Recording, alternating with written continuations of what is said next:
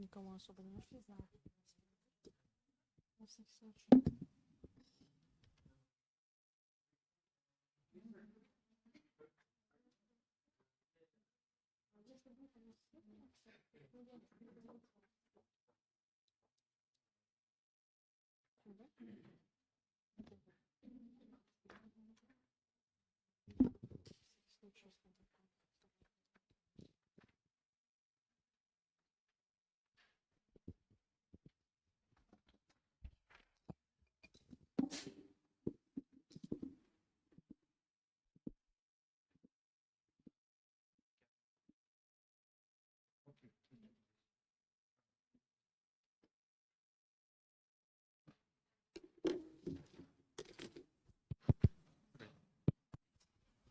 Hello, good afternoon, and thanks for being with us today in this pre-conference seminar that we are going to be discussing a critical issue in public health. So thanks for coming, for joining us, and thank you for two special guests. One is Renzo Rosaguinta, who is going to be one of plenary speakers tomorrow in the conference, and today we have the wonderful opportunity to discuss with Dr. Ashish Joshi about a critical issue in public health, which is the public health diplomacy. I had the opportunity to meet Professor Ashish Joshi in Berlin last June in the Association of Schools of Public Health European Region, ASFER, during our annual conference, and he was doing a presentation on public health diplomacy. And after the conference, I approached him and said, we have to do something in this area. And we have started to go in this direction. So, and we have been discussing things that have occurred already in this country in planetary health from the local perspective, which is unfortunately a country, Kazakhstan, with terrible experiences in terms of the tremendous RLC tragedy. From another perspective, but similar, which is the Semipalatinsk problem. And now there's another, which is in the western part of the country, which is the Caspian Sea problem and the water shrinkage, and that with problems that imply five countries, and how to generate appropriate dialogues that understand the dimension of the problems and how to understand the different trade-offs and how to communicate with different stakeholders at different levels that may have different values and preferences. This is a critical component to finally achieve what is the simple expected goal of public health, which is the wellness and well-being of the people. So part of this dimension is the planetary health, but how to approach at the appropriate assessment, but how to think about possible options to collaborate and develop appropriate intervention, and their implementation is critical component is public health diplomacy, which is essential as in the title of this presentation, complexity and uncertainty, and let's say to some unpredictability. Unfortunately, to some extent, some of the problems are predictable, are unpredictable. Then the predictability may be in how to approach to resolve them. So Professor Ashish is a dean, and it's not distinguished professor because it says in his title, it's because he is. So, and he is, from the University of Memphis, from the School of Public Health, and they are doing terrible work in Memphis. Also, not from this global perspective, but from also, which is absolutely also essential, which is in the local level, how to connect at the academic world with the reality of the society in which we are living. This is an essential component because one of the critical mandate of the strategy of Nazarbayev University is academic and research excellence and societal impact. So that doesn't mean anything if we publish in whatever high impact journals that we have to, if we cannot at the same time have the capacity to translate it into actionable solutions for the people that are. I love teaching in these rooms because I always see the society. So in other rooms they will have this opportunity, but in this side of the building, when I'm teaching, I always mention this problem. What we do here is for the people who are there. So whatever we do is not for us, it's for them. So especially in other disciplines, I don't know, but being a medical doctor working in public health, I always need perspective is not what I'm doing here, but what occurs there. So I don't want to take you more time. We have Professor Ashish here ready. So please join me in giving a warm welcome to Professor Ashish. Thank you very much. So, you may also, I don't know what is that. I can walk, right? Yeah, you can walk. Okay. Good afternoon. Good afternoon. How's everybody doing? All good? Thank you for having me here. This is my first time to Kazakhstan. I've been to 53 countries around the world, but I've never been to this part of the Central Asia. So I'm very privileged and humbled to be here among you all. So thank you for this invitation, and thank you for the opportunity to engage with you. I'll give you a brief introduction to let you know who I am as a person and why I'm here, because sometimes diplomacy looks like a very nice word, but lived experiences are an important element. My understanding is that you are all from the university here, right? So we'll keep it more like a dialogue, if that's okay. You can stop me, ask me questions at any point of time. And that's how I would like to keep it. I was thinking about the title of this. And I said, we are living in a very complex world, in a very uncertain world, and in a very unpredictable world. So how do we really shape and use public health diplomacy in this context? So before I go over here, I'll give you a brief, about myself. I'm a physician by practice. I'm an internal medicine doctor.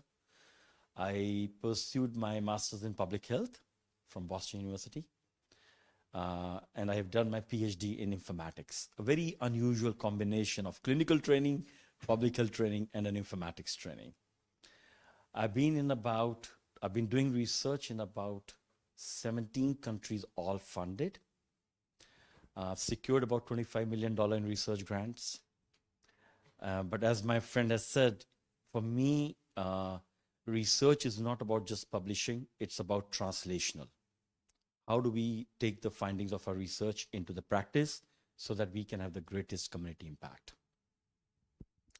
I moved to the US in 2002. I'm originally from Delhi, India.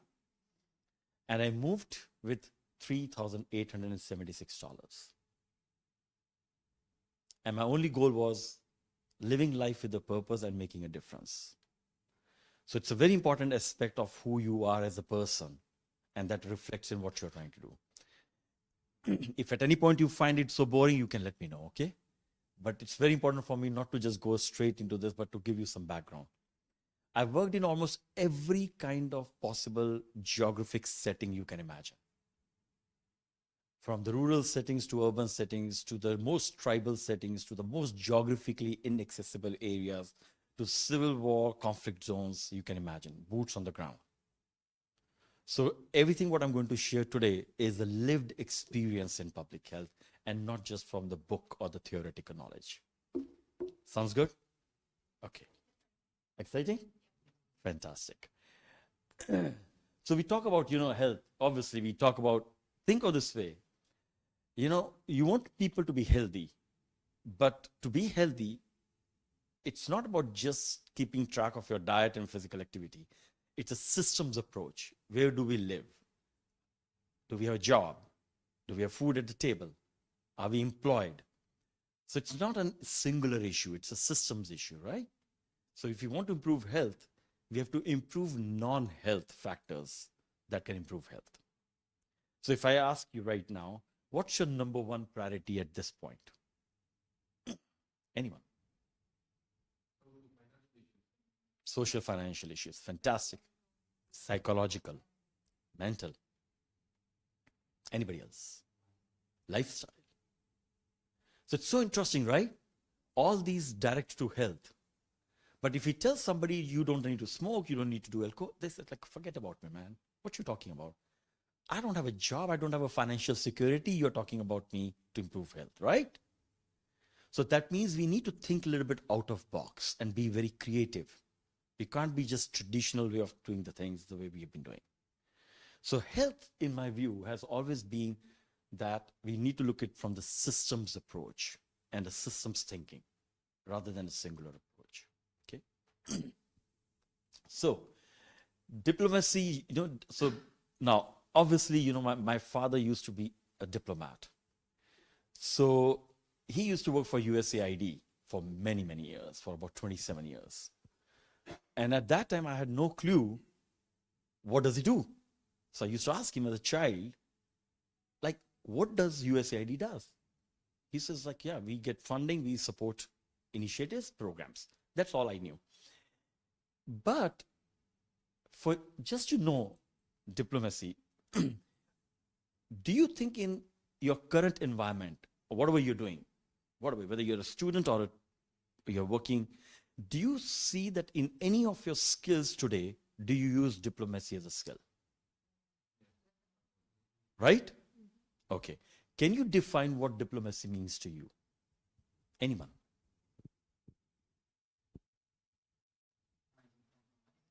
Finding compromises? Be flexible? Convincing on your points? Makes sense? I love it. Mutual benefit. Yeah, no, that's good. So surprisingly, on a day-to-day basis, we are doing diplomacy. But we just don't call it diplomacy. Right? So it's an art and practice of conducting negotiations. This could be mutually beneficial. This could be, but then it's very interesting that diplomacy was largely focusing on foreign policy. It was focusing on foreign policy. It was talking more about international relations between the different countries and to make sure that we are keeping in count the national interest as a priority, right? But think of a way you just said right now that you are doing some diplomatic skills on a day-to-day basis, right? That means you're not dealing with any international countries. What you're dealing with is a local environment. So far, so good? You're with me on this, right? You're not dealing with two international countries. You're dealing at a local level, right? Okay. So diplomacy, this does not capture the role played by non-governmental organizations and other non-state actors. So when the word diplomacy comes, it normally comes as a credentialed diplomats, ambassadors, right? Country representatives negotiating between two countries. But do you think people-to-people diplomacy can make a difference? No? Yes? Yes? No? How many of you think that people-to-people diplomacy makes a difference?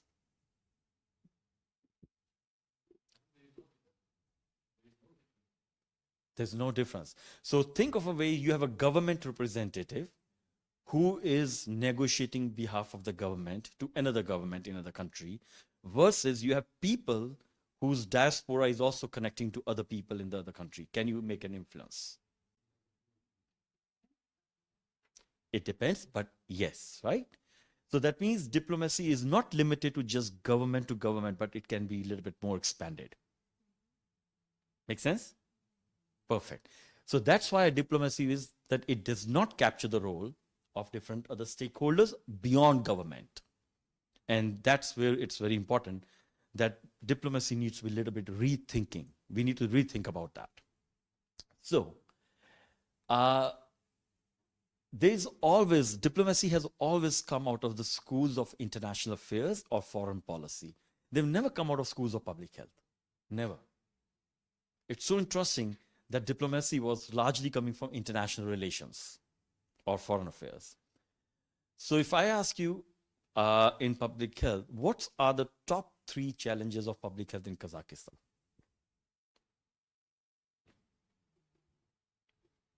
Top 3 public health challenges. Say again. Insufficient fundings. Insufficient funding. Okay.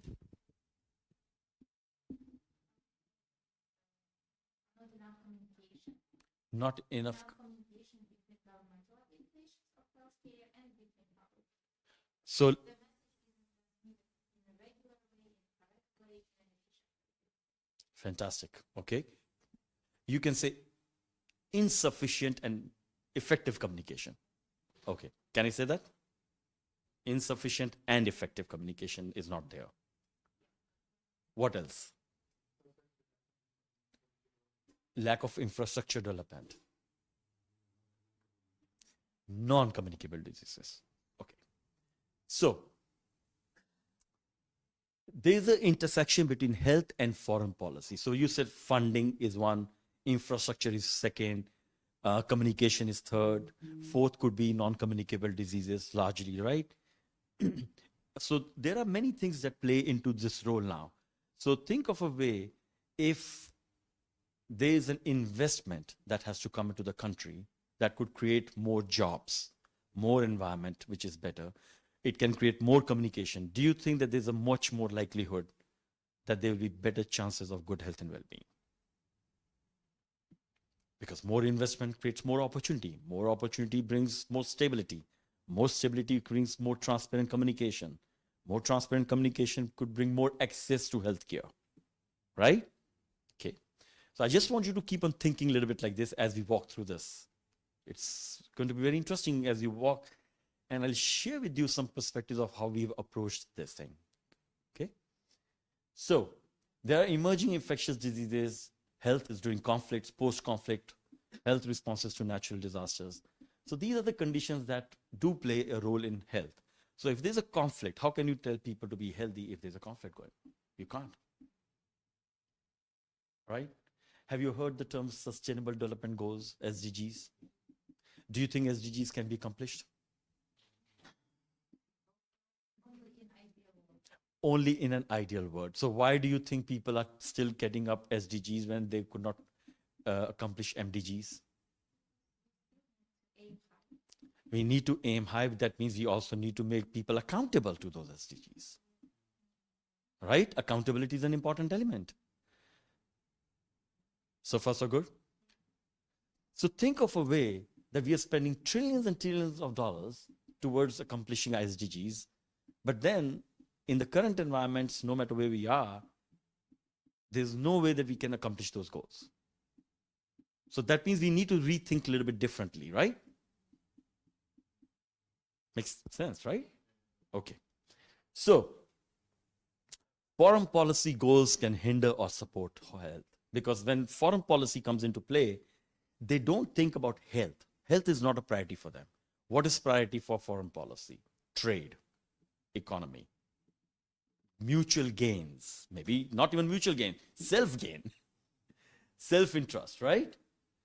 So strengthened partnerships are needed between Ministry of Health and Ministry of Foreign Affairs. Do you think Ministry of Foreign Affairs and Ministry of Health talk to each other? On the official meetings? Do you think that there is a need for having a Ministry of Foreign Affairs and a Ministry of Health kind of intersectionality? So why do you think, if this is so much easy that it should be there, why do you think it doesn't exist? Different tasks, or like Ministry of Foreign Affairs,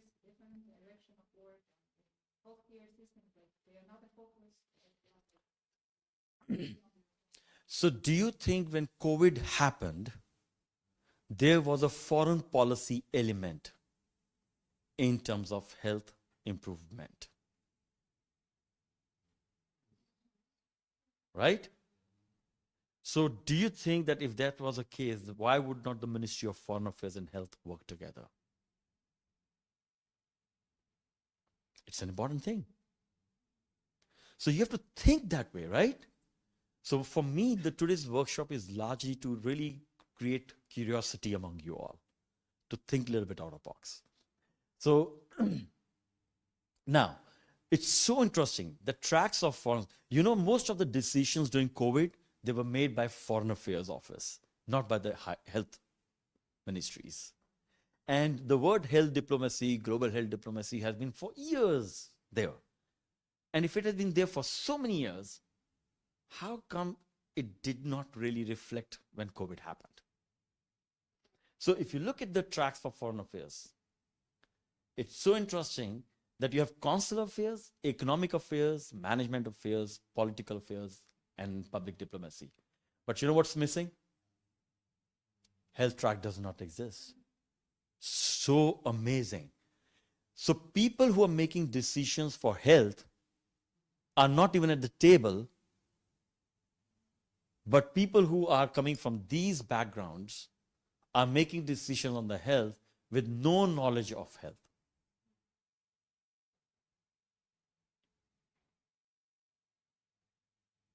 So think of a way. Do you think that there's a need to have an intersectionality between a health and these foreign affairs units?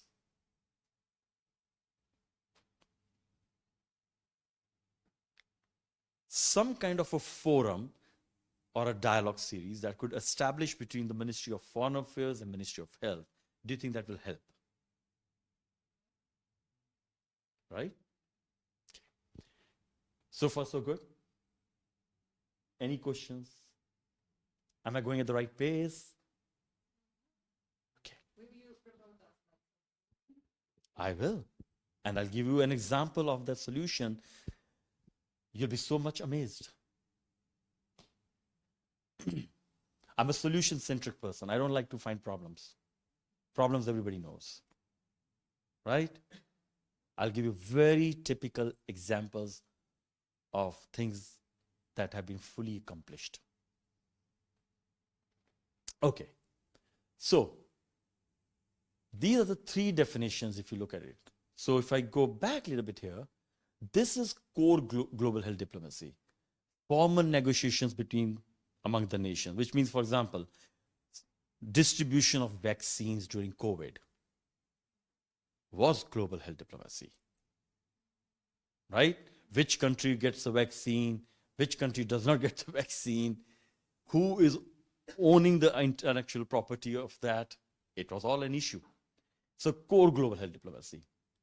Then there's a multi-stakeholder diplomacy where negotiations are between nations and other actors, but not intended to lead to binding agreements. These are just negotiations. There's no agreement which binds the nations. And the third is informal diplomacy. For example, informal diplomacy means I don't have to be a credentialed diplomat. I could travel somewhere else in the world. I could be having a non-governmental organization. I could be a person who is talking to you, you are talking to me, and I can make some influence in making decision making. So these are the three different areas which are there. But till this point, there was no term public health diplomacy. So this is what I was known to these definitions. And in 2024, last year, and I'll walk you some examples. I'm sure that if you're attending my talk tomorrow, you'll see a lot of examples I'm going, because this presentation leads to my talk tomorrow actually, which talks about all examples of that. But when I was looking at this, I said, okay, where is a local connect here? We are talking about two nations, but we are not talking about local connect. Do you think that the local policy making can influence global health decisions? Yes, absolutely. Can you give an example? What do you think? Think of an example in Kazakhstan. What could be the local context that you think can influence the global decision making of the government?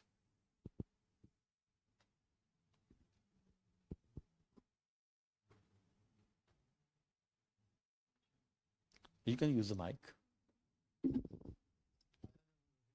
Oh, you don't want to say that? That's okay, you know. This is very important because then only you'll realize why public health diplomacy was needed. Because you have to have some local thing. You remember you said, you used the term that insufficient funding, infrastructure, communication, and NCD. Think in these four things, is there anything that could, in a local way, can influence a global impact? There is a solution to that.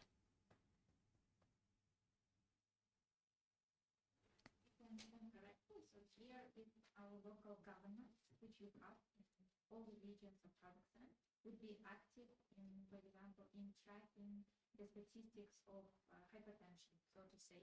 So they will report the correct numbers and they will tell the exact statistics or the most accurate statistics in this case. So it will affect the global health decisions. Fantastic.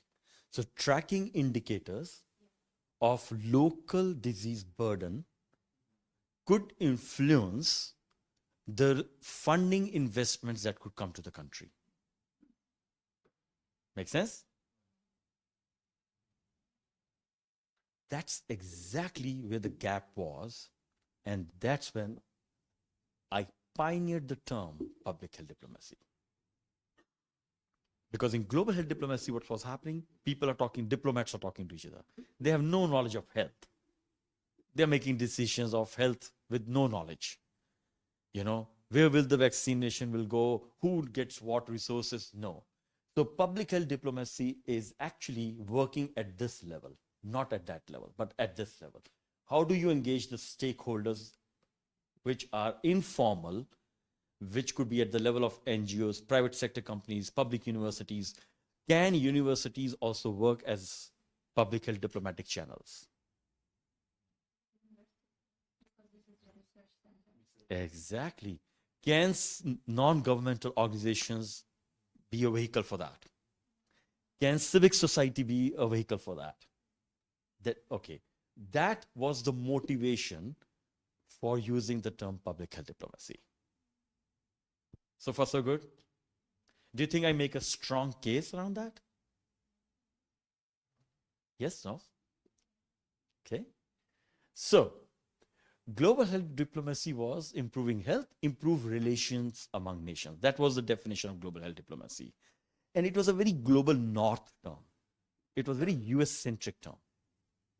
So the Secretary of State established the global health diplomacy and the health security unit in the US. And the focus was improve health, improve.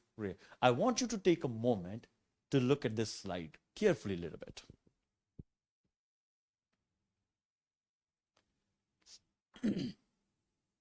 So remember, the core global health diplomacy has very few. These are diplomats. These could be health attaches. These multi-stakeholder global health diplomacy could be the government agencies or multilateral institutional representatives.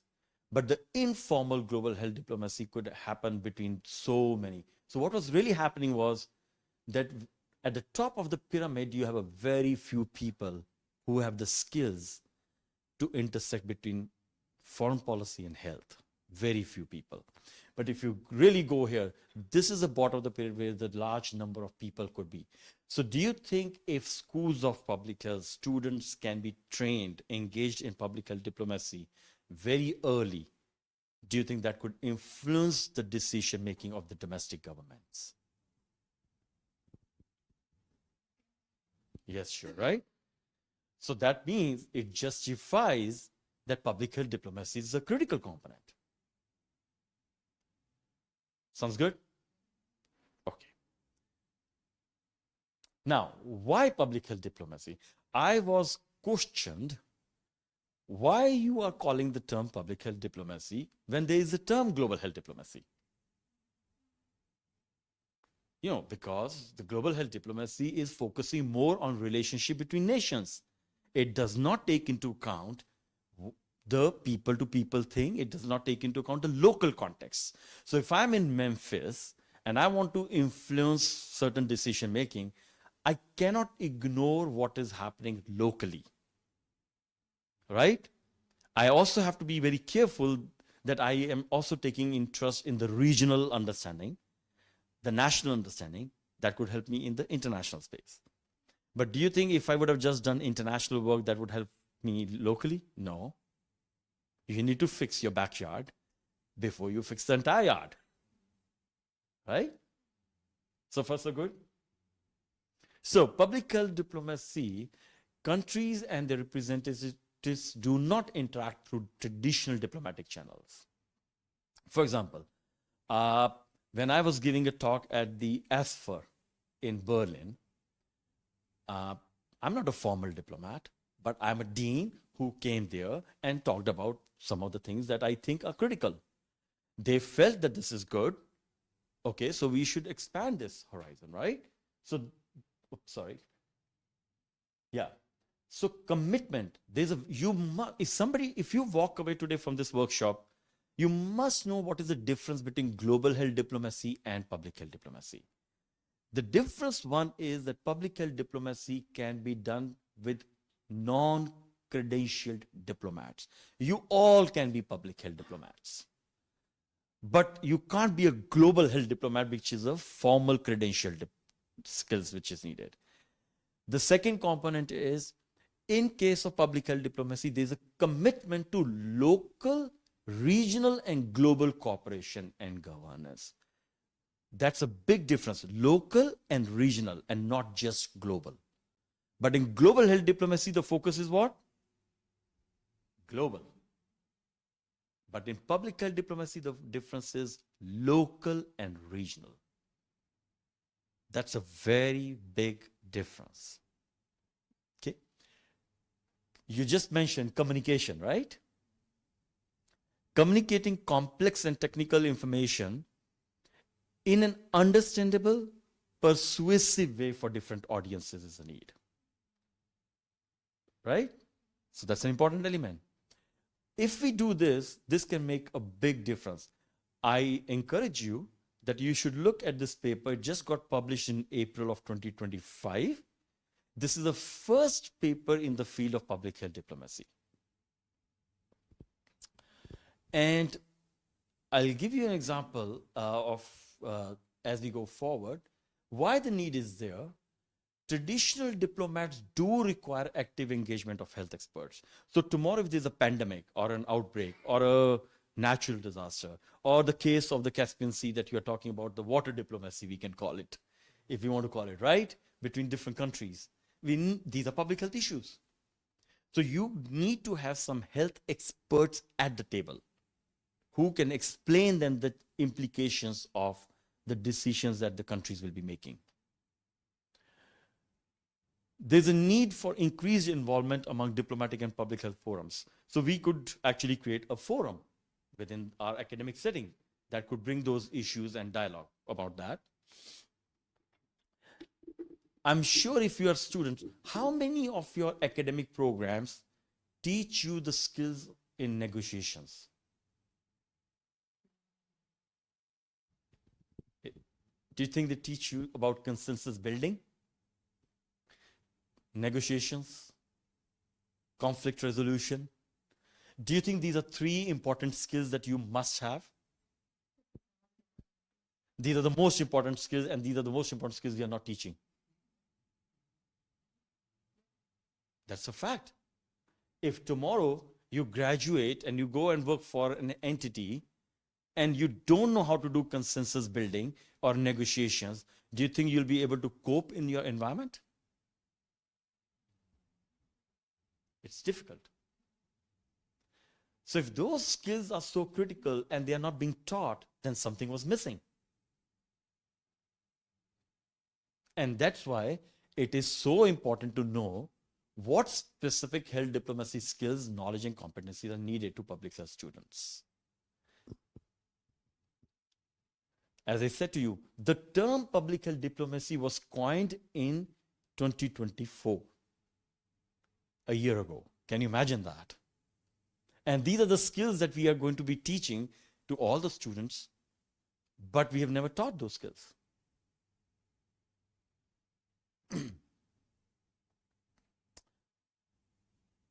I just gave some references that might help you out. So, how will public health diplomacy be useful? There are 4 C's. It helps in collaboration, it helps in coordination, cooperation, and communication. So, these are the 4 C's. And it might look so simple, but it's very complicated in a very complex world right now we are living in. Our goal is what? Achieve fair, equitable health outcomes for all. That's the goal. No matter who you are, where you live, what you do, you must have good health and well-being for all. So, with that background, I'll give you an example. I went to my university of Memphis, and I asked the university leadership that I would like to establish a public health diplomacy lab. And I was asked, what's public health diplomacy? No. As a dean, don't I have to be diplomatic in my work? I have to be, right? Right? Too much. And if I have to work in the community, do you think you have to be diplomatic? Can you build the trust in the community without understanding what the community needs are? You must build trust, right? Is there any curriculum that teaches you how to build trust?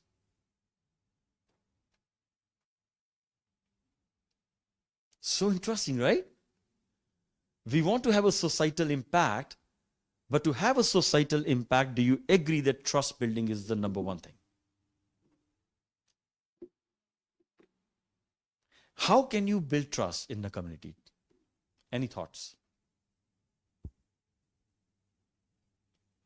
Should know and understand how it works on the finance level, and then the whole origin of the situation, of the structure, and everything. You should be from that society, or You should be from that particular society. You can relate to people. Okay. What else? You can give stake to the community in your discussion, so that they can sense of Ownership. So representation. Okay. What else? There are 2 things which are very important. Remember that. Extremely important. Say again? Increase competence. Increase competence. What else? Love it. Lead by example, right? Or show by example. Okay. What else? Transparent. Don't hide anything. Be very open, transparent communication, right? What else? To me, there are 2 other things which are very important. One is consistency. So sometimes what we do, we go out in the society and community and we do research, right? We come back, we publish. And then all of a sudden, we get promoted. But society gets nothing.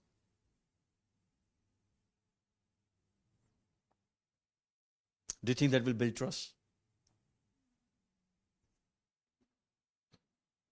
No. So consistency is one. Second is continuity, which means you must go to the community again and again, and not only when your needs are. Right? So consistency and continuity is also very important. The third element is sustainability. So let's say you get a research funding. You do great research work. The grant ended. Now people are waiting for you to come back again. And you say, okay, my funding is ended, now I can't come. Do you think they will have the trust in you?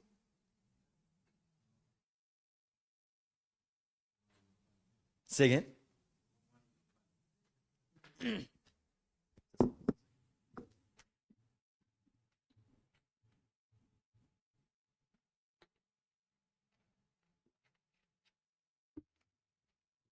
At that point, this lab was established, which means to focus on consistency, continuity, scaling, amplification, sustainability, that whatever we do, we need to translate academic education to the community.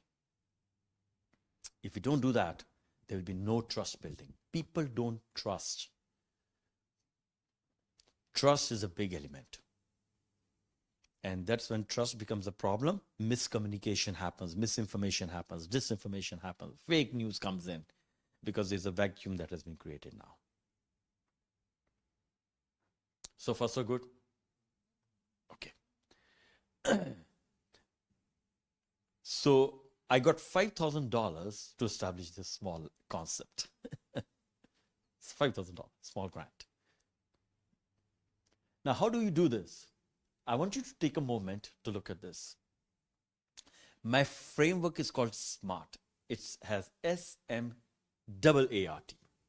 It is not S-M-A-R-T.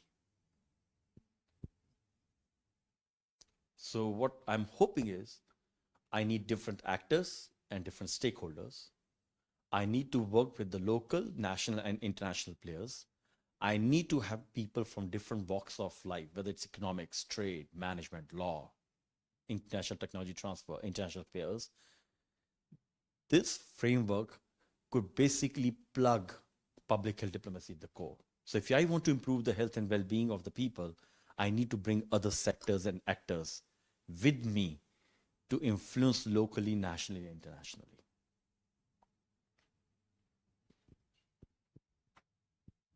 Any questions so far?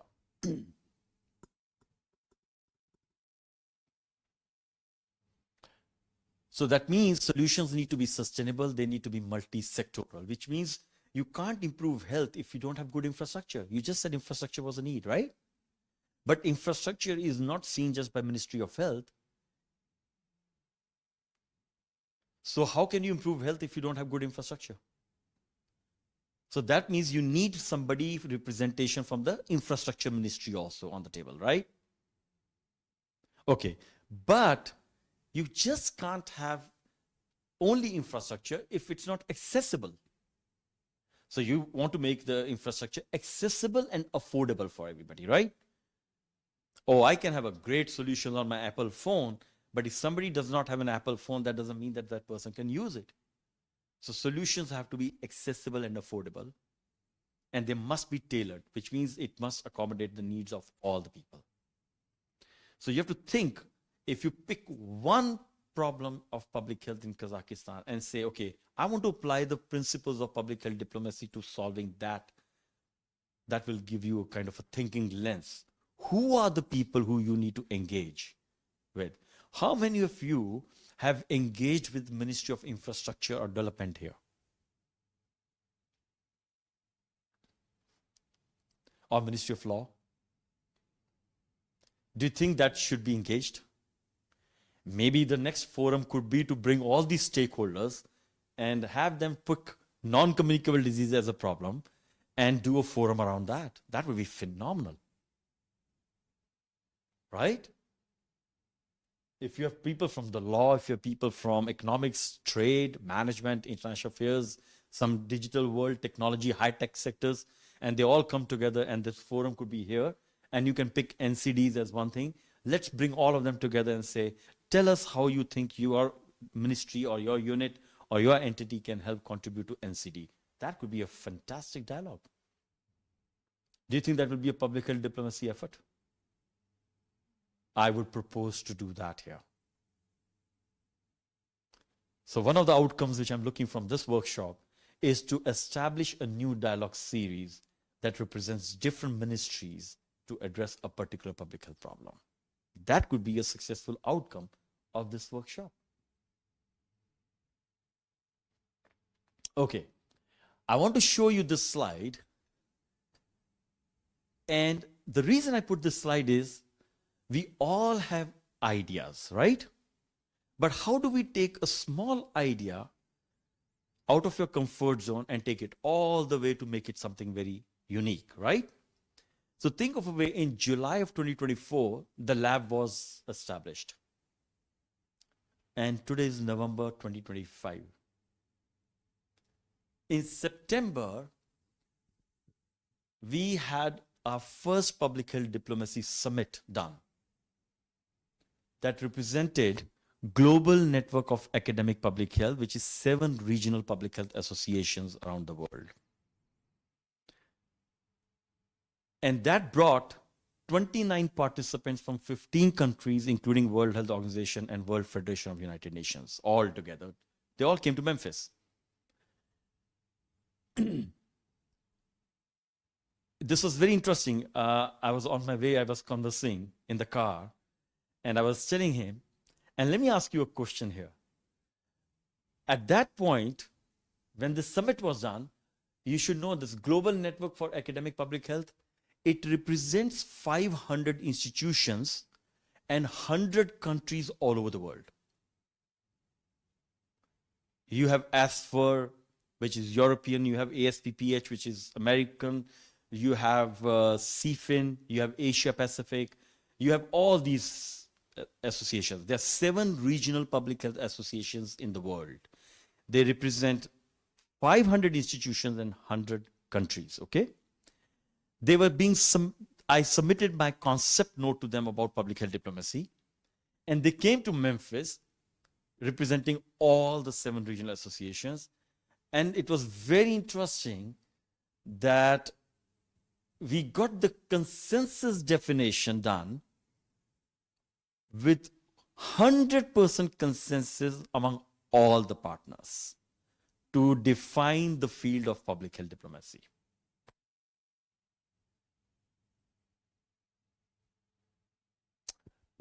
There were certain things you've said, ownership.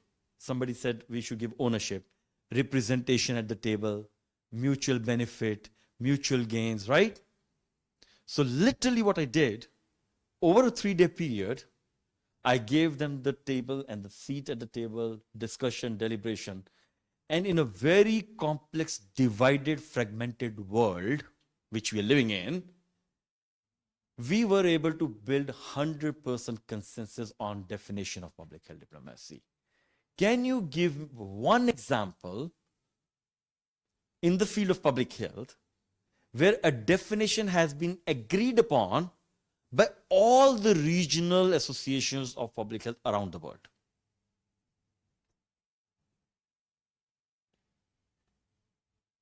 Do you think that was a public health diplomacy effort?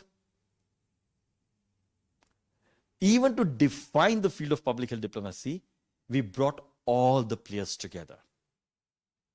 So they spent 3 days to define what public health diplomacy is, which means everybody's voice was heard, everybody's consensus was built, everybody was told, okay, this is, they said, oh, we want a comma here, we want a full stop. No problem, just keep on telling until we finally did that.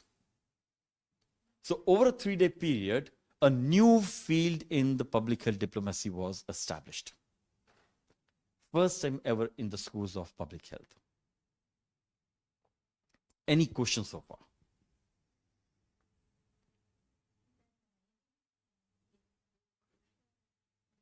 Here I didn't know anything about public health diplomacy. I am not from the field of public health, but when we were talking about its importance here, that we should engage everyone in infrastructure. It's so important in Kazakhstan because, for example, our Ministry of Health, it seems like it's only the one responsible for all the issues. However, it's not true. So, for example, Kazakhstan is large, and the hospitals are located in different regions. There are like very large distances between them. So it's very important for Kazakhstan to have. Fantastic. So, In November, we created a steering group. In December, we created a webinar. In April, we published the findings. We were invited into World Health Summit. And in June 2024, I met Antonio at the ASFA's Dean's retreat. We became a part.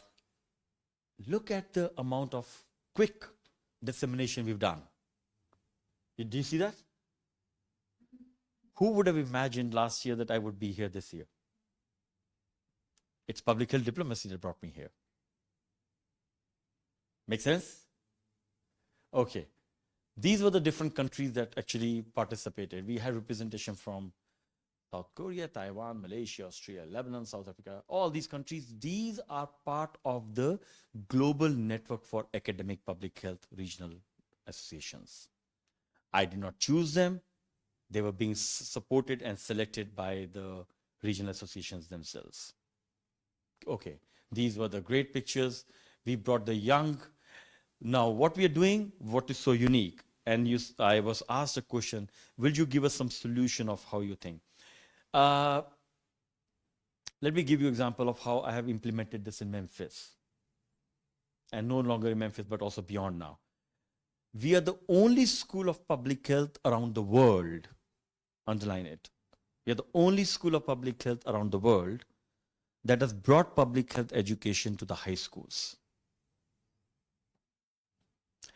In the public health, in the high schools in Kazakhstan, do you have student clubs? What do you have any idea of what student clubs exist? Like chess club, robotics, cross country, sports clubs, right? Students participate, right? Has there been any public health club? Public health club. What does the public health club do?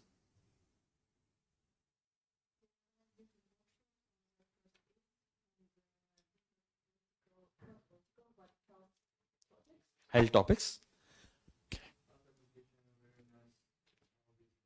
So there is a curriculum where now a high school student can get an undergraduate certificate in public health with 15 credits.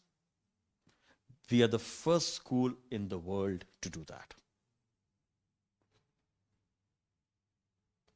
Which means if you want people to be healthy, you need to invest much earlier. Correct? So if I have to ask you, what public health issue impacts youth in Kazakhstan?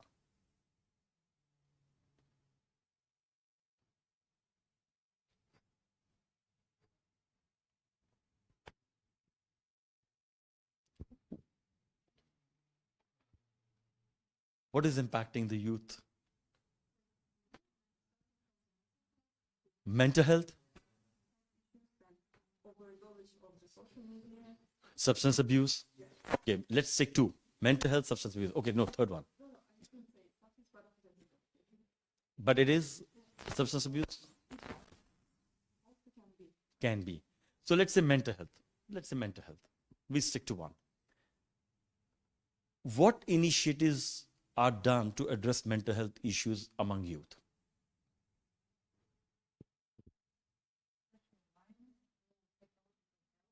So that's counseling.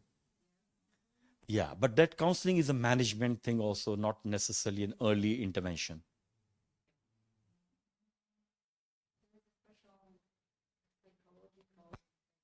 Inside of the schools, so they are providing like annual or every semester the evaluation. Do you think stigma plays a role? Do you think the students will go and seek help? And parents also is what in this, because when a psychiatrist tries to assess a child, the parent usually doesn't want to address this because it will be in his record and they don't want to face the consequences. Now let me ask this way. You said mental health is an issue, right? But what is causing that mental health? Bullying. Cyberbullying. Social media. Do you think, are we educating the youth about the right and wrongs of social media in the form of a curriculum in the schools? Not yet, right? To me, that's public health club should be doing. Make sense? So we at the School of Public Health in Memphis have established now 42 clubs around the world in public health. We are also working with the students to find the solutions to their own problems through hackathon.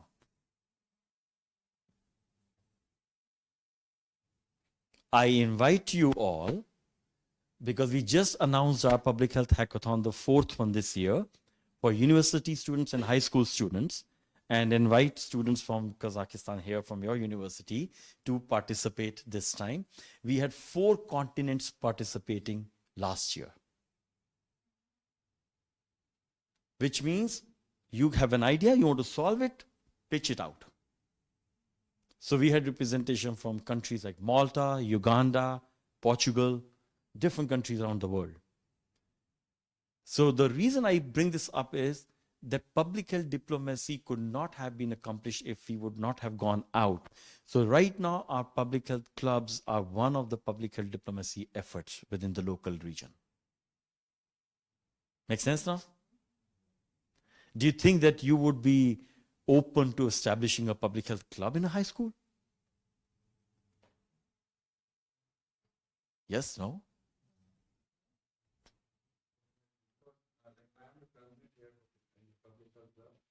We are collaborating with the school club, but they are not actually public health club, but they are working on the domains of like health and fitness, mental health, and all this stuff. But like it is like this has a lot of scope in Kazakhstan, and it's actually done ever. And that's what we should be doing. So that's your first effort you can do. You could actually establish a formal public health club in the high schools where you're training students on how to take care of their good health and well-being much earlier rather than waiting for receiving services in terms of counseling and other things. Make sense? Okay, so far so good. So this is the definition of public health diplomacy. I want you to take a moment to read this definition so that when you walk out of this workshop today, you can say at least, okay, think every word in this case was thought through. Every single word. There was debate, deliberation, discussion, controversy, argument.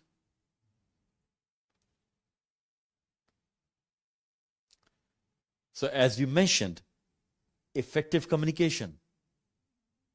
You see that, right?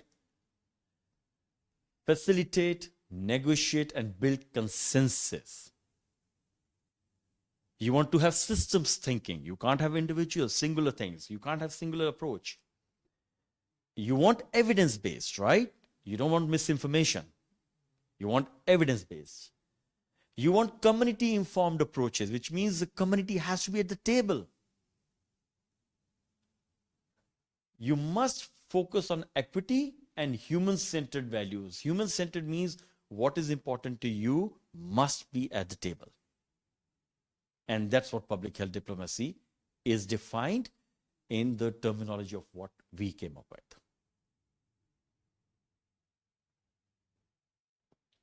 So far, so good?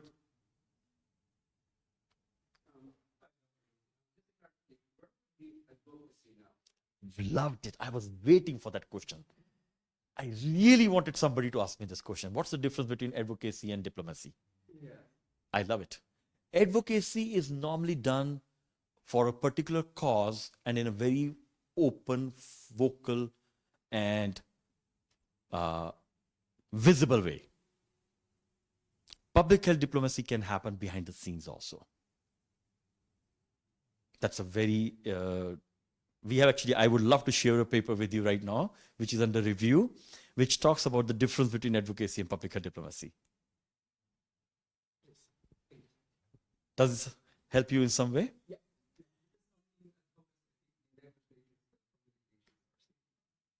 But the difference between advocacy and public health diplomacy is you never take into account human-centered values. You don't necessarily look for community-informed approaches. Advocacy could be very transactional sometimes. It could be very much goal driven rather than a very broad ecosystem. You can take an example of that. I'll give you one example of that. Let's take hypertension as an example. From your perspective, what could be an advocacy effort for hypertension?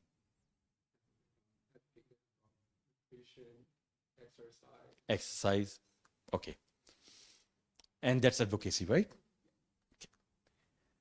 What could be, in your view, looking at this definition, a diplomatic effort to that?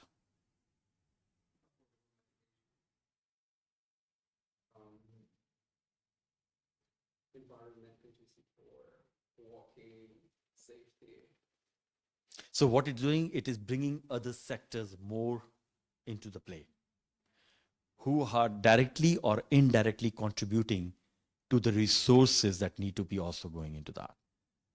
Second, advocacy could be done more at the local level, but public health diplomacy can be used from both local, I call it a global approach. I don't use the word local, I don't use the word global, I use global approach. You'll see in all my papers I'm using globalization. We are no longer living in a world of local or global space. There's nothing local and global anymore. That's just my view on it. I use the word globalization. It's an interconnected world now. It is important. I can't just come here and talk about how to improve Kazakhstan if I don't take care of Memphis in my backyard. You have to think like that. You see my point? The public health diplomacy allows us to connect the world. And COVID was a very typical example of that. We always talk about public health interconnectedness, right? But interconnectedness can be not shown. COVID was a very typical example of that. People lost jobs in COVID. So the way individuals think about is how to improve health and well-being across all the people, but through the lens of policy making that could influence the outcomes. I'm glad that you asked this question because I was waiting for somebody to ask me about advocacy. What if I write, let's say I'm a nurse in the hospital, and then I write a STEM to support one of the initiatives of the government, let's say affordable medications for hypertension to the minister. Would that be a diplomacy or advocacy? Very good. You will have to take a diplomatic effort to get it through. Now I'll give you an example for that. You're saying affordable medications for people with hypertension. Let's take that as an example, okay? If I were you, I would approach it this way. Why do you think we need affordable medication for hypertension? Who are the people who are getting impacted by hypertension in Kazakhstan here right now? What's the age group? Say again? What age group is getting impacted in hypertension here? No, but what's the age group? 40 to 45? Okay. Even younger, right? I'm now giving you an example of that. Okay, I don't have this. So 40 to 45, let's say, right? Do you think if most of the people who are age 40 to 45 are getting hypertension, do you think it's a national security issue?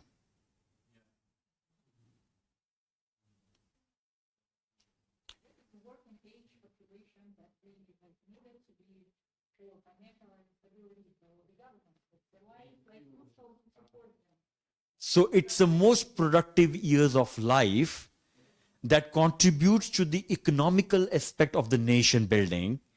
So if I were you, I would make this a national security issue and not an affordable medication issue. And that's called diplomacy.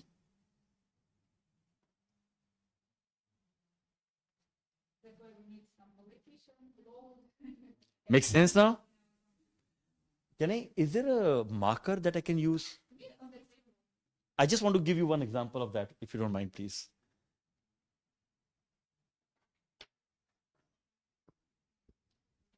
Yeah.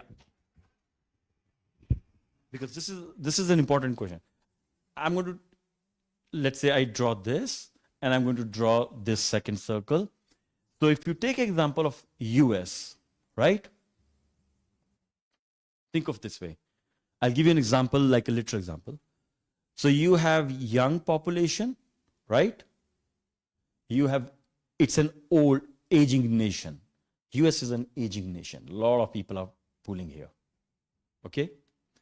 But the diseases of hypertension, diabetes, overweight, obesity, everything is happening at this young age. So far, so good. The young contribute to income in the social security of the country. Okay? This social security is used by older adults for their life. So which means my child, I am contributing financially to the older population that has retired in the system, and my child will contribute the income to my sustainability. Okay? Make sense? So think of a way, if the more old people are there and the more young sick population is there, what is going to likely get impacted?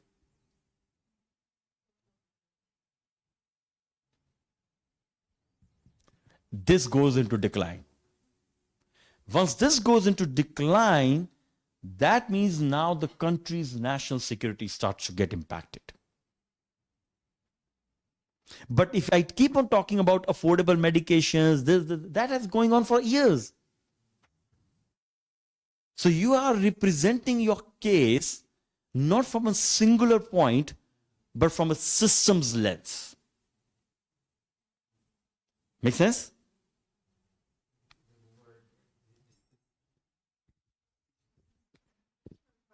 So overall, public health diplomacy, is it like separate in body or is it part of the Ministry of Health? Oh, yeah. I will say this.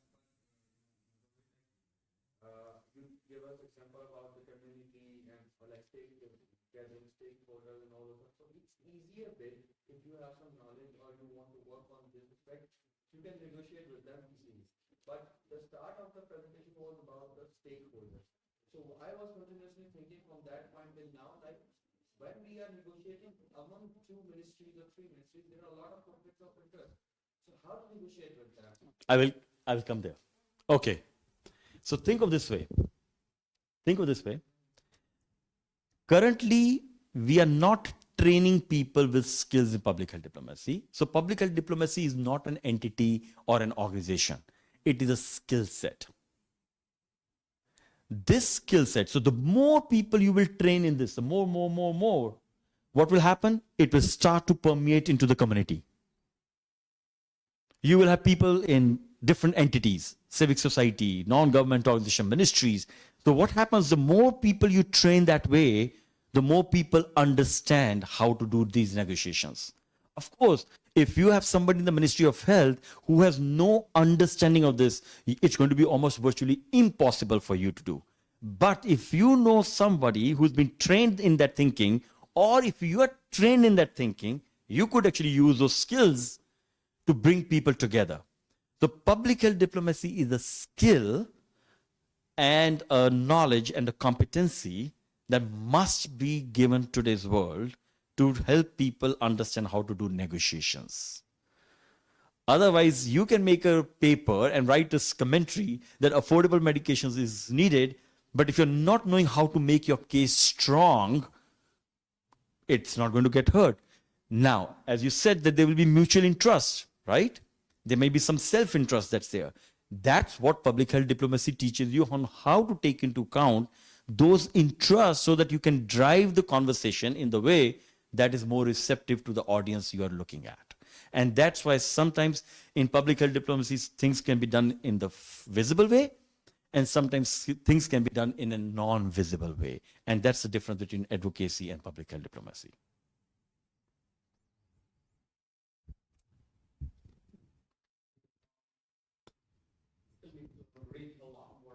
Sure, no worries.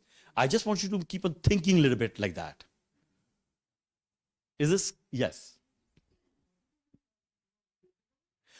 For example, when I say non-visible is when you go and do negotiations, negotiations are not always done in the public side.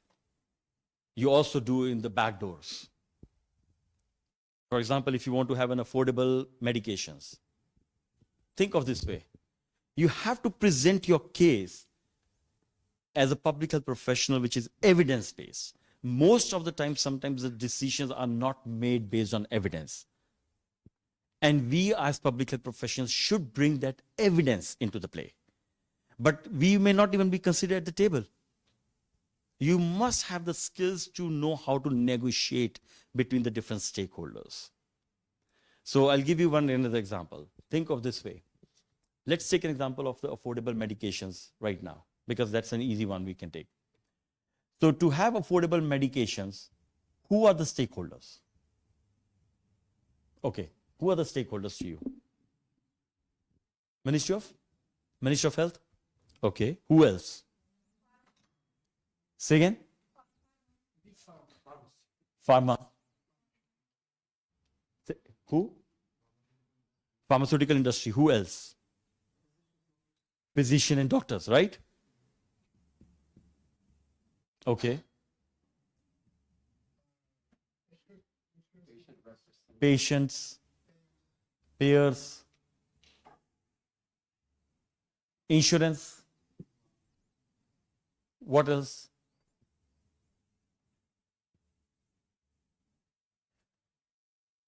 Do you think there's any forum currently that has all the representation?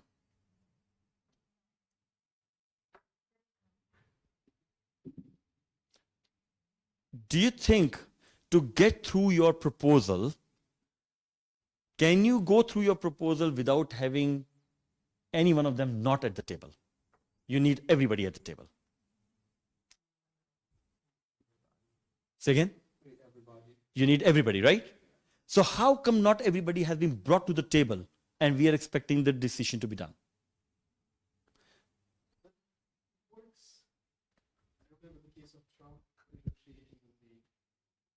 Recent examples where the purchasing of different drug companies. So it's like Yeah, so I mean to say, like, I will reserve my comments on that. Yes, that's what I'm saying. If we have this forum, do you think here public health diplomacy can come in the center of all this?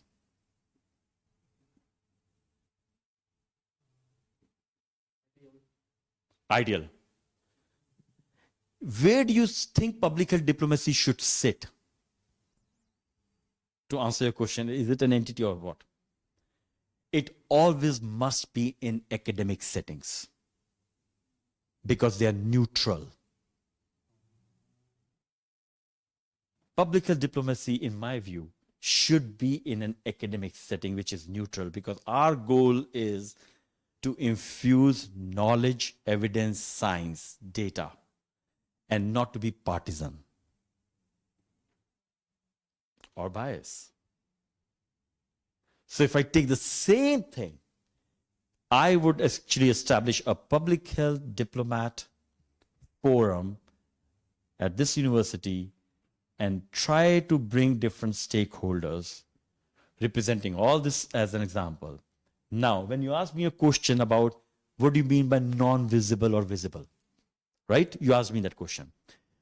Okay, why do you think physician or a doctor would come at the table? they're the one who prescribe the medication. What will be an incentive for the physician to be part of this forum?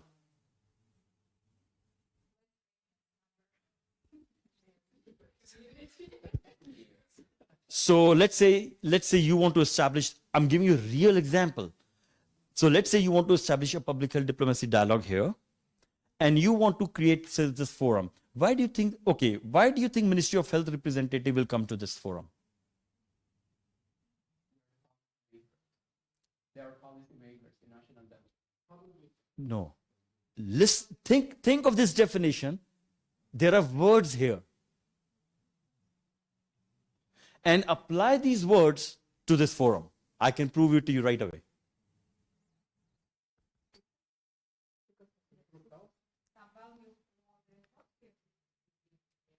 Okay, so how do politicians get elected?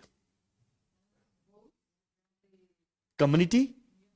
So community informed approach?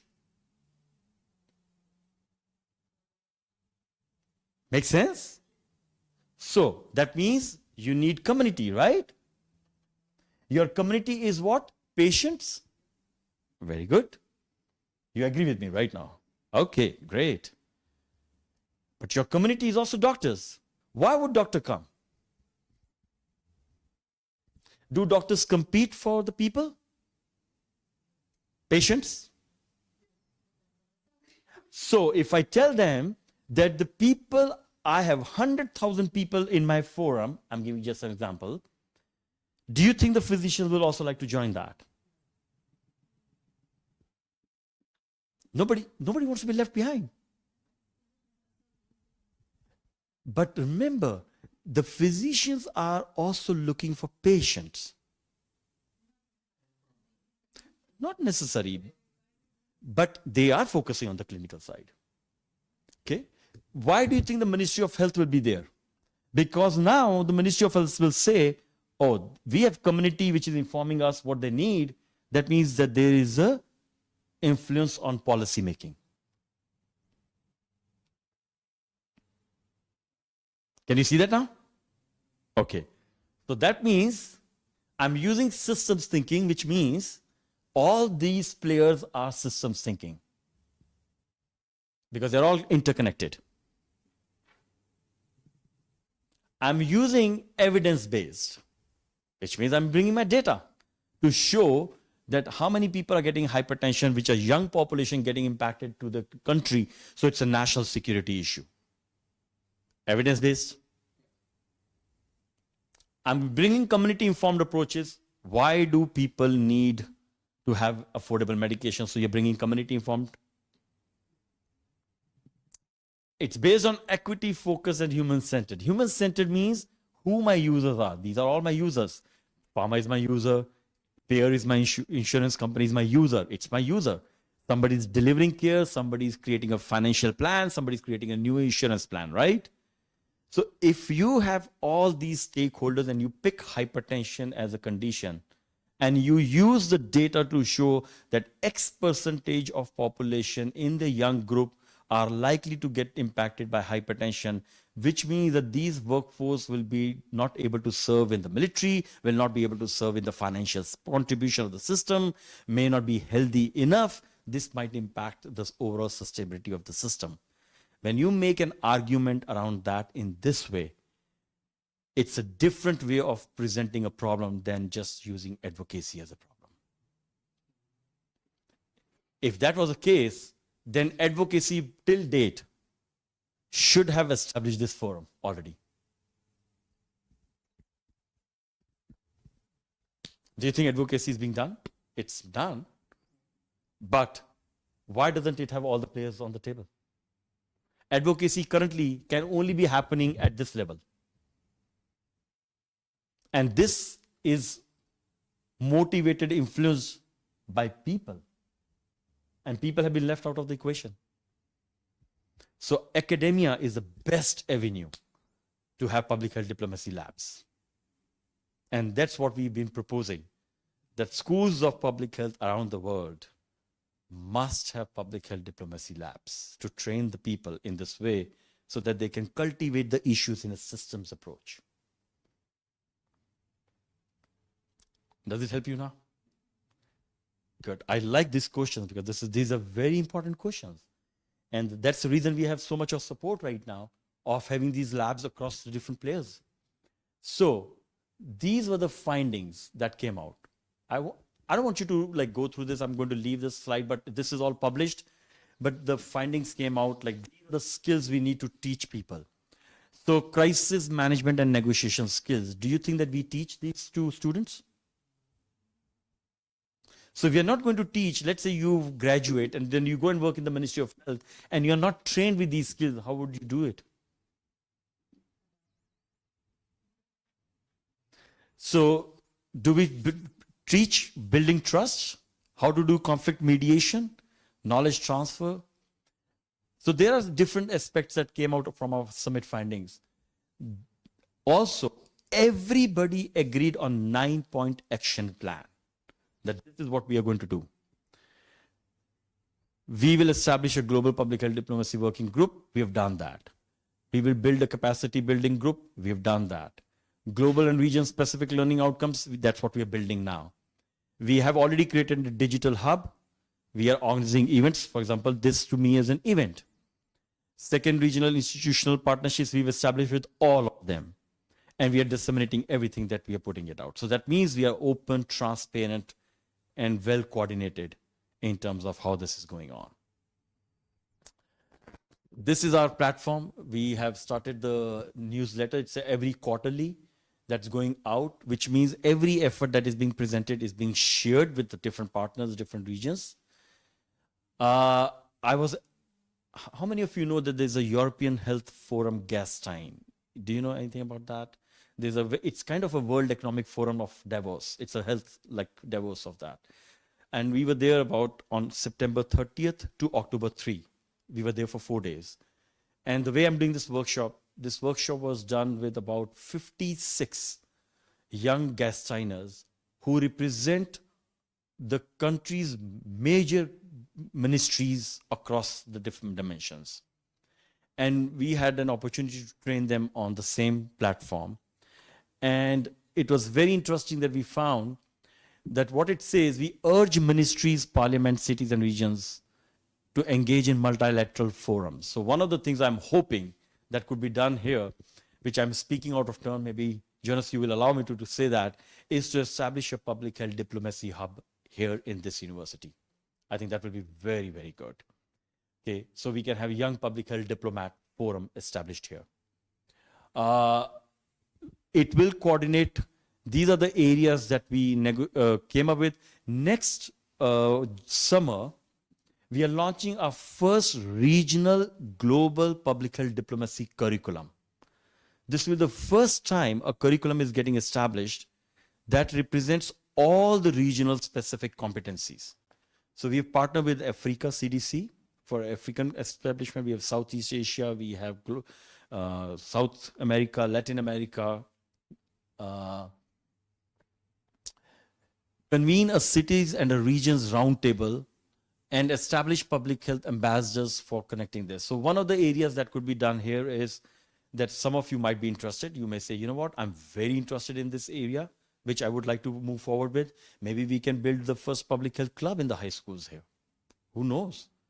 I'm coming up with a very open mind here to establish something that is meaningful and not just a PowerPoint presentation. Okay? Something for you to go back and think. If I have to ask you, this is just my last 3 slides, what role can public health diplomacy play to address global health challenges in an era of complexity, uncertainty, unpredictability? Based on what you've heard today, what do you think? What are some of the how do you see public health diplomacy can play a role in global health challenges from your perspective? Yep.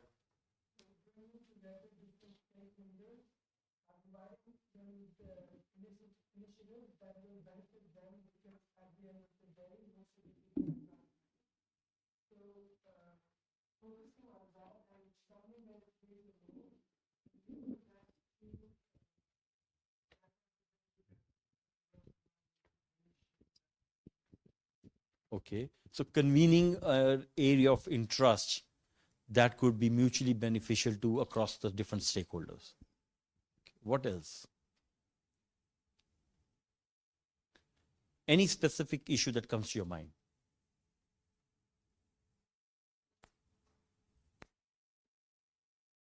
If I have to ask you one initiative that you would like to start today, if you were in your hand, yes. I love this presentation because I've actually already established a club. It's called Youth Club for Hypertension Awareness and Prevention. So I have been working with several organizations like the Hypertension League and etc.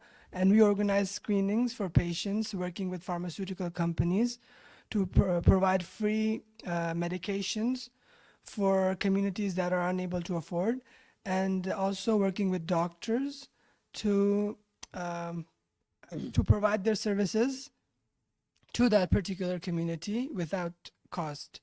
So I would say, like, all the points that you made, they all hit me. Like, there, some of them I didn't have them in mind, but now I understand more, and maybe I can integrate all of that into my club to further develop. That's fantastic. That's fantastic. Anybody else? Anybody who would like to start an initiative? Yes. Yes. I'm a medical lab science educator, and I think we can integrate this in our curriculum so that we could start like earlier, like from the first levels of college education, like community colleges going to university level. Phenomenal. Phenomenal. Yes, please. Sorry. School as an associate, as an assistant professor and a faculty here. So one of my interests is in research in nutrition, clinical nutrition. And I think you touched a very good point where, nutrition is only just one parcel. One of the things that really is a challenge for me is to convince grant funders, even I would say maybe government officers, but we don't really talk to them very much. And I think you are right, it cannot be done in isolation in order to change the dietary habits in the country here. You mentioned just now a question like, what initiative would you want to implement? So right now we are actually trying not just to advocate, but also using some of the measures that you just said, diplomatic strategies on how we can look into developing dietary guidelines for Kazakhstan. Currently, if you look around the world, nobody else has done it. We are trying to do it, but it's a very tough call because we need to involve all these multiple stakeholders. And now that we have you here with us over the next few days, we'll be very grateful if you could sit with myself and a few other colleagues on how we can tap on your expertise to develop that. Because tomorrow, sorry, I just want to say that because tomorrow, I was looking at the list of participants who are coming for this workshop. They are the people that we need to speak to, and it is very unusual that we can get all of them, to come on tomorrow is Wednesday or Thursday morning. So I think if I may, and I don't want to jeopardize or take over from Jonah's workshop, but I've been sitting here thinking over the past 45 minutes, listening to your talk, and I'm saying, like, what else can I do? This is, as you say, to make a difference. Yeah, so I think this is the opportunistic moment, if I may say that, and see if we can do something together. Thank you so much. I will say here, when you said dietary guidelines, can you be more specific? Dietary guidelines for what? Okay, so in other countries like US, UK, a few other countries, dietary guidelines are guidelines that government, like Ministry of Health in the past, will formulate these guidelines and say that, to help to reduce diet disease burden. And these are guidelines that are, like, for example, I'm just giving you an example. Different countries have different formulations. A very good example in UK would be like have 2 + 2 servings of fruits and vegetables, for example. Very clear guidelines like this. At the moment, they do not have it in Central Asia. Let me say this to you. If I were you and I offer you this, rather than if I were you to take an approach, I would write a paper, which is a policy paper of the need for the guidelines rather than what the guidelines should be. You are reading my mind. Yeah. So I think we are if I were preparing- you, yeah. I would use the public diplomatic lens Mm-hmm. to create a publication about the importance of creating a national dietary guidelines for Kazakhstan and Where's Central Asia. Antonio here? I just sent him my draft 4 days ago. So- This is my paper. And if that's the way, then if I were you also, I would invite all possible stakeholders potentially as co-authors in that paper Okay. that gives you the validation of the importance of that. And believe me, I'm very, very happy to help you take that step all over the line. And I promise you, it could become a benchmark paper, because sometimes in academia, we think too much in academic lens. And in public health diplomacy, you can't just think like an academician. Let's talk a little bit more then. Thank you very much. Okay, that's a great point. Anybody else? Yes. I'm loving it. This is exciting stuff. Thank you very much for your presentation. It's a very interesting point of view of having a hub, maybe in our university as well. I think the role of a public health diplomacy in engaging all of the stakeholders, and one of the issues is that to reduce duplication in the efforts that governments are doing. As an example, I can say that I was involved recently in the project related to gambling. This is also a Ministry of Science funded grant. And then when I was searching for the information, I have found that the other ministry, Ministry of Tourism and Sport, which is responsible for the gambling regulation issues here, has already done this type of research on 6,000 respondents. They have already done reports and also reported to the president about this issue. So it means that the government is paying twice money to almost a similar research. So I think public health diplomacy in our country should be used. However, in our country, we also have the other problem, which is cultural, and we have this vertical line of the government when all is reporting to different ministries. And So can I say? I yeah. will respond to you. Yeah. Very Thank good you. question. If I were you, how would I approach this? As you found it out recently that there's another ministry that is dealing with that.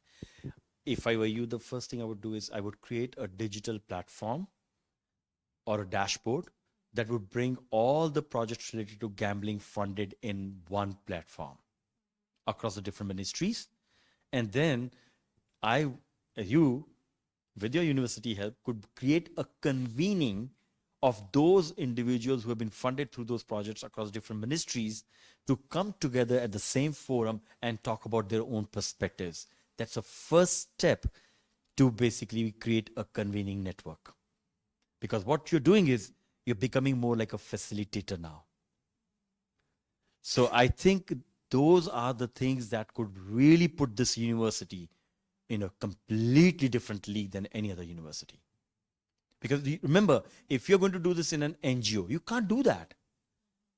You can only do predominantly in academic setting because academics are largely non-partisan. Or ideally, they should be non-partisan. There could be some personal biases, opinions that could come in. But I think that that's a very good point. So I think Health is doing, or Ministry of Science is doing. So I can see like dietary guidelines, gambling as a second one. These are kind of 3, 4, 5 public health diplomacy topics that you can pick. And who knows, you could become actually the major hub for this. You could be actually the convening of the public health diplomacy initiatives, how public health diplomacy has been applied to the principles of gambling, how public health diplomacy has been used to create or kind of influence creation of a dietary guidelines in Kazakhstan and beyond. Yes, please. Thank you. I love this. Yeah. So I will not talk about on the bigger perspective because I'm the student right now and I'm the student of second year MPH. So from our first semester till now, we submitted a lot of assignments on like doing brainstorming, making proposals, and a lot of time our professor asks us this question like, you're proposing some research or you want grant. Why a person should take interest from stakeholders and why they should give you money? And it always confuses us as a student. But in our recent course from Professor Nargul, we did a lot of activities, group activities and like journal club activities and all that. We did the same things what you are like just briefing us. So at that moment, I was not realizing that like how much it was important for us, like the skill of negotiation. So what I want to do on our level, like I want to like bring this discussion among only students, among students, professors, and other administrative staff, so that we can implement these things at least in our school, and then we can propose it to the other levels. Perfect. You can establish a public health diplomacy youth forum here within the university that could actually identify 3 or 4 priorities that are important to the country or the state level, depending on how your structure is, and then bring different perspectives. I think creating a dialogue series around that could be a very much game changer. This could be a game changer for you here. Yes. Thank you. Thank you. That's very interesting and important talk, and we definitely need public health diplomacy in our lives and work. I represent SDU University, Suleiman Demirel University here, and Center for Health Policy and Management. And our center is engaged in climate change and health research and kind of training, education. And that's a big challenge nowadays with all this unpredictability and uncertainty.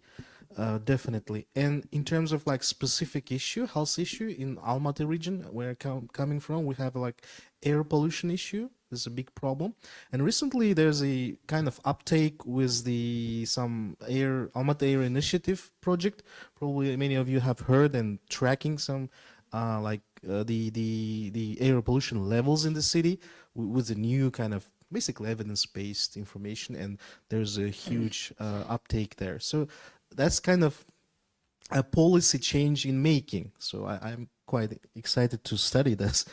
So what I'm saying that here we have this problem going on, and my question for this concept and framework basically will be how public health diplomacy interplays with the policy making and financing part, because this is the must for any public health professional as a skill set or competency. But when we deal with the decision making, we need money and this opportunity for the policy making. Yeah, I love it. Yes. I'll answer this question. Thank you. Yep. And the last, and also another question, maybe comment about this like slide where you said all these like 4 C's, given that or based on system thinking, evidence-based. So these are prerequisites. Mm-hmm. When we have them, when we have evidence about air pollution, etc., we can act upon it, or about this like food supplements. If we don't have it, let me say this here. Thank you. Yeah, no, this is great. Thank you. I'll answer this question of yours based on what you just mentioned about communication. Let's put that way. 2 things. Intersectionality between policy and financing. You need a policy making and you need the funds to support that policy. The public health diplomacy uniqueness is it's a middle out approach. It's not a top down approach. Top down means we only go, as our dear colleague had mentioned about advocacy. You go always keep on going to the policymakers. That's very top down. Then there's a second approach which is called very bottom up. Bottom up means you keep on going to the people. There is no intersectionality which is called middle out approach, which is connecting the people to the policy. Once you connect the people's voice to the policymaker through the lens of public health diplomacy, there is better opportunity for both policy influence and also financing of the things.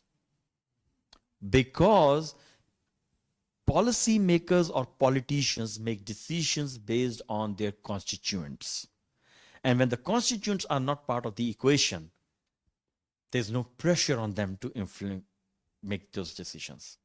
So if you're just acting as an academia and saying, look, this is an evidence, but if you can combine that evidence with the community approaches and participation, you have a better chance to get the funds allocated to that. And I will give you one example, quick example of that. When we were establishing public health clubs in those local schools, the Memphis Council, there are 13 councils, like 13 districts within the Shelby County where we are. Each of them can have funds allocated. Once they saw that the public health clubs are so useful, every council member wants those clubs in their own constituency. So that became also a combination of advocacy, diplomacy, evidence, and community participation. So I think to have a better effect and being more efficient, you need community and policy linkage. And that's why I say academia is the best avenue for that. Because you can bring forums together in the common platform. That's how I would do it. And that's how at least I've done. I do a lot of research across the world. I don't do just like, I can't just take on my bag and say, here I come and I'm going to do research. No, I work closely with the local constituents, understand what the policymakers are looking for. And sometimes policymakers are also very much demanding what the people need. But there's a gap between what people need versus what they know.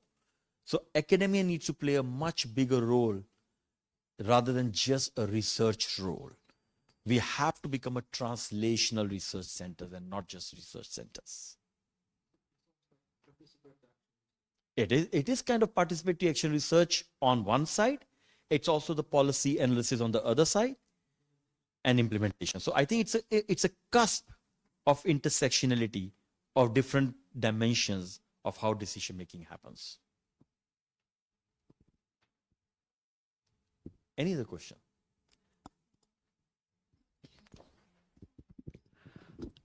Thank you so much for the very informative lecture. I've learned a lot. I know that you don't want to talk about issues or problems. No, but, I won't. Yeah, but you have mentioned about the era of complexity, uncertainty, and unpredictability. Now, I have drawn from your some of your lines a while back that like politics, that's like bureaucracy, could be like a barrier. What other specific barriers have you identified so far since you have established this one in 2024 that we could, mitigate in implementing forums or other activities related to public health diplomacy? I love the question. Thank you for asking me this question. I think be a good listener. Respond but not be reactive. You can disagree, but don't be disrespectful. You must give everybody voice at the table. I think I use 4 terms, 4 words. Learn how to cope. Coping is a very important element. The second is adaptability. My dear was using the word adaptability here. Adaptability is a very important word. Being resilient is very important, and being empathetic. So as long as my word of wisdom to you is a care approach, which means coping, adaptability, resilience, and empathy. And 5th, I would say, which is very difficult to do, but I lost my father at a very young age. And have no expectations. But be passionate and be purposeful. Because if you have expectations, there will be discontent. And discontent creates negativity. It creates disheartening. And I think, to me, public health is a mission, it's a calling. It's more than just a job. It's more than 9 to 5 kind of a thing. Right? And the reason I bring this up, I normally talk about this at the conclusion of my every talk because I don't end the talk without that. you must recognize why you're doing this. You must not forget that whatever you do today must help somebody. And when you go with that belief in you, I promise you, you will be never demotivated. You must be convinced in your own heart that whatever you're doing to do, it's going to work. Do you think I have had easy way out? No. But do you think I have been shaken by that? Not at all. Do you think I'm convinced? Of course. If you really look at it, a small seed cannot become a tree overnight. You have to give it proper sunlight. You have to give it proper water. You have to remove the weeds. You have to cut the shrubs. You have to grow and give it a time. Nothing happens overnight. So as long as we communicate people this way, people are looking for solutions. The reason I don't talk about issues or problems is not, I can't keep on talking about air pollution all the time when I know the air pollution is there for all entire. What are we doing to find a solution to that? Just as an example. If NCD is a big problem, of course NCD. Do you think, how many of you do physical activity 7 days a week? 5 days? You can call it any physical activity that can keep you healthy except walking. Let's put it that way. Because walking can be viewed that you are coming from your home to your work and going from one room to the another room to take your class. So I don't want to include that. How many of you are doing 5 days? Okay, how many are doing 3 days? Now, think of this way. We are in public health space here, right? How do you expect anybody else to do physical activity 5 days a week when we are not doing ourselves? But let me frame the question another way now. If I tell you that you are going to have no fees for the next semester, provided you are being physically active 5 days a week, and you will have to pay not a single dime, how many of you will do it? You know what this is called? It's called incentive, it's called persuasive medicine. It's a BJ Fogg's model of persuasive medicine. So think of a way people need to be incentivized in terms of healthy behaviors. So just think from this lens that we have to think out of box. We can't just expect the same results with the same things and not able to make a difference. And lastly, to mitigate what you just said, I'll conclude this way. When my father, a couple of hours before his death, 3 hours before his death, he said to me, "My son, grow like an old tree. An old tree does not grow vertical. It grows horizontal. Which means, with success, be humble so that you can give shelter to many." The second word of wisdom, what he said to me, is you have two hands, one for the sky, one for the ground. The sky because you're ambitious, but make sure that you take others with you and make them taller than you. And third, people will like you, they will not like you, they will love you, they will hate you, they'll push you, they'll shovel you, they may not agree with you, they may not disrespect, whatever you want to call it, but they cannot make you fall. I said, why? Because they're not God. You must believe in yourself of what you're doing. So sometimes in public health, we have forgotten this passion and purpose. So I hope you got something out of the 2 hours you've spent here today. But I didn't want to just come here and say, here's the PowerPoint, go through this 35, 40 slides. I just wanted to walk you through a journey of a lived experience in public health. So for me coming here is not that because I'm here for 2 days or 1 day or 3 days. I'm hoping that there is something that could be established here, and I would love to contribute. So I describe myself as a nomad who is a traveler and wants to have a purpose in public health and can touch as many things as we can. Okay, with that note, I once again thank you all, and I thank you the university for hosting me, organizing, and having me here. Thank you very much.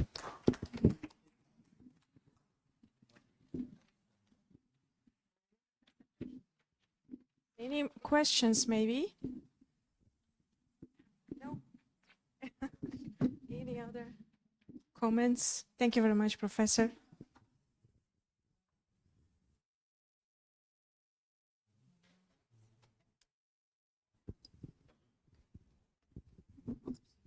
Yeah, thank you so much, Professor Joshi, for that very, very engaging presentation. And for everybody who's still here with us today, thank you so much. So this is a pre-conference workshop presentation. The main events will be tomorrow. So I hope you guys will be with us tomorrow. Sorry, my face is on the video. So tomorrow, you will be hearing more from Professor Joshi, as well as from Professor Renzo over there, who is also an expert in climate change. Climate change, as well as in sustainability. So please, if you registered for tomorrow, the registration will start at 8 o'clock to 9:30, and the program will start immediately at 9:30. We will be on time. Okay. So thank you so much, guys. And maybe can I invite everyone to take a picture with Professor Joshi and Renzo, and I will be taking the photo. We have the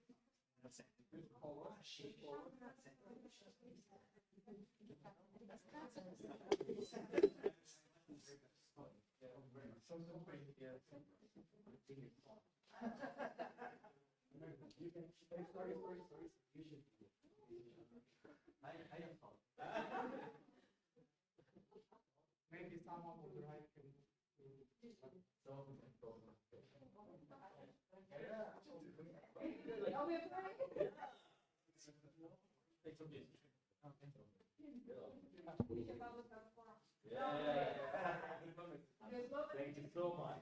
You made my day.